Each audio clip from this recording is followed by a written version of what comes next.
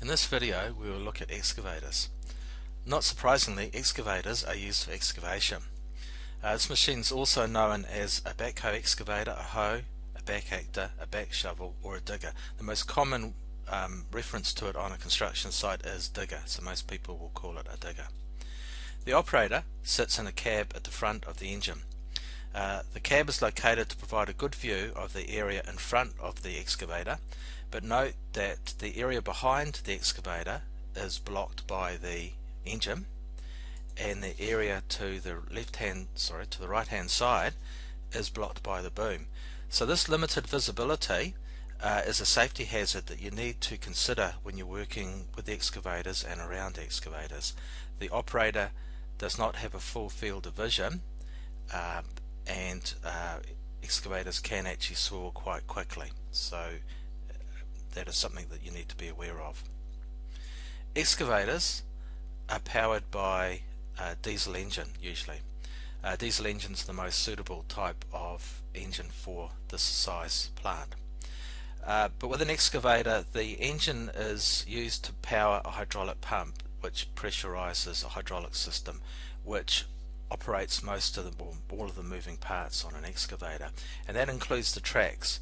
So the tracks on an excavator are powered by hydraulic motors in the tracks, rather than a direct mechanical connection to the engine, which is the case with most other pieces of plant such as bulldozers and trucks, and we'll talk more about the reasons for that later on.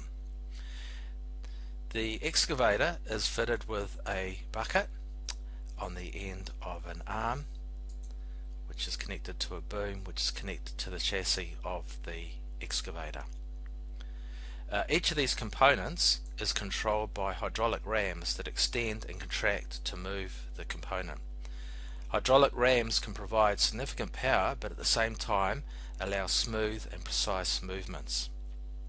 This hydraulic ram here controls the bucket. Notice how the ram is fixed at a pivot at the top, with the bottom part pushing on one end of the bucket.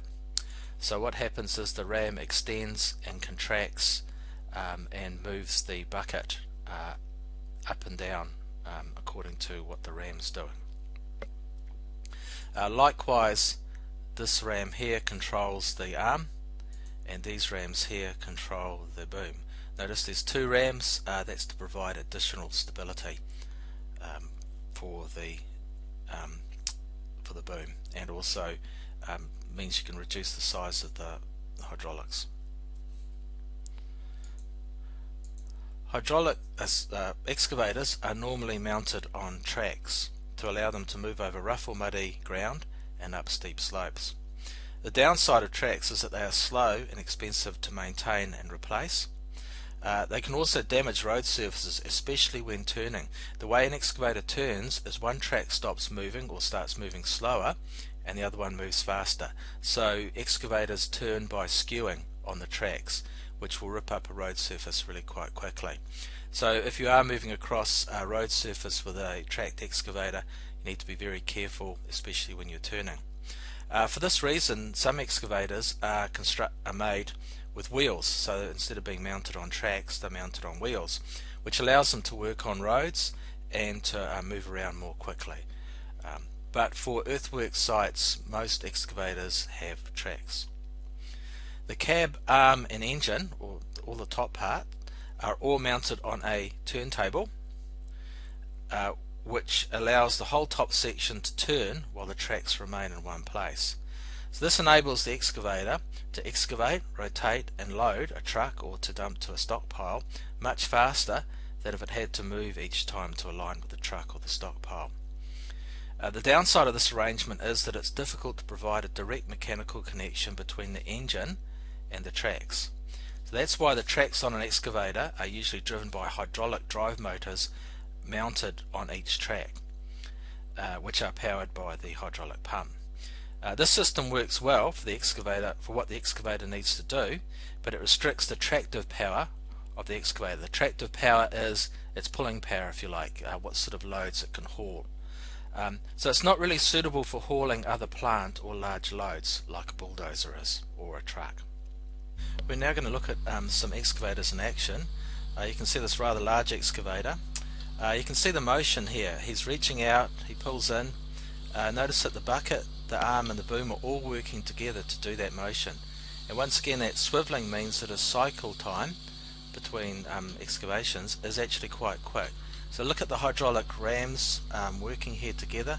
So he's working them all together to get a full bucket full of soil, and then rotating and unloading it. This next video shows two excavators working together. The one at the back is just moving soil around, while the one in the front is digging a trench. So you can see the one in the back has quite a wide bucket. So that bucket is designed to just take as much soil as it can, whereas the one in the front has a thinner bucket because it's trenching. It doesn't want the trench too wide, and it also means that you're doing more. So here's another trenching in action. This shows the depth that excavators can go to. They're actually much better at excavating below the ground than they are above the ground. So once again, he's getting a full bucket full of soil, rotating and dumping it onto a stockpile. Notice that there's another excavator working there off screen, moving the soil away. So one excavator is doing the excavation, and the other one's moving the soil away, making room for the soil that's being excavated. And oftentimes you will see excavators working together as a team. You can also see them when they're working on a deep slope. You'll see one excavator passing the dirt off to another, which passes it to the top of the slope. Now looking at a excavator loading a truck. So you can see the truck, that's a Moxie, an off-highway truck, moving into position. The excavator's got a bucket load of soil already, and the little beep says ready to go. So he's starting to dump the soil on there. He goes down, takes another bucket load, and notice that he's doing quite a wide trench, so he's got a wide bucket on there. Remember the cycle time from when he excavates, swivels, rotates, loads the truck, and then gets back to his excavation. So far we've only talked about excavators as dig machines, as shown here. This picture shows a rather large excavator loading a truck using a conventional bucket. As I said, these pieces of equipment are a bit bigger than what we'd use on a normal construction site, but they work the same. So excavators and trucks are one of the most common teams on an earth moving project. The conventional bucket can be replaced with buckets designed for specific jobs. So this picture shows an excavator fitted with a trenching bucket for digging narrow trenches for pipes and ducts. So you can see that the bucket there is very much smaller than a conventional bucket. All they've done is they've taken off the old bucket and put on that new one there. It's a very quick process. Excavators can also be fitted with other attachments. Here it shows an excavator fitted with a drill unit. So you can see that the bucket's been removed from the arm, and it's been replaced with that browny rusty thing at the top there, which is a drill motor which turns that shaft there which the guy is standing next to, and so they're using that to drill some holes for poles. So you can see that the hydraulics of the excavator are connected to the drill motor, so the excavator itself is providing power for the drill motor, and that happens with most of the other attachments. You can also have attachments such as claws for handling trees or in demolition, jackhammers for breaking up concrete, or rippers for breaking up soil and hard soil and rock. Excavators can also be used to unload and load trucks, so they act like a crane, in fact. So you can see here that they're unloading steel from a truck.